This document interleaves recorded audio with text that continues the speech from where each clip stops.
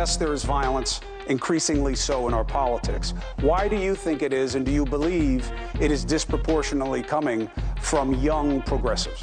Well, Andrew pointed out an undercurrent of political violence, but there is a deeper undercurrent here of political radicalization of young people, primarily young men. So the same time that Charlie Kirk was tragically shot, another young white dude shot up Evergreen High School in Colorado, and this dude was a far-right neo-Nazi who had anti-Semitic messages online. As a 23-year-old, I lived through COVID during my most formative years, and I was able to rebound and have a social life, but a lot of young people didn't really get to rebound. Imagine having this bubble up around you during COVID, and you never really get to pull that bubble down, so you get sucked deeper and deeper down these algorithms online. Those algorithms are then, incentivized to push the most outrage, whether it's foreign bots like Russia and Iran trying to get people outraged, or domestic actors. I think Elon Musk's Twitter feed, for example, is disgusting and could radicalize a lot of young people. I disagree with the idea that violence disproportionately comes from young progressives. It is uniquely up this year, but if you look at any polls, according to CSIS, political violence overwhelmingly comes from the right. I don't think it's fair to say there's an undercurrent just on the left. There's also an undercurrent on the right. There is something deep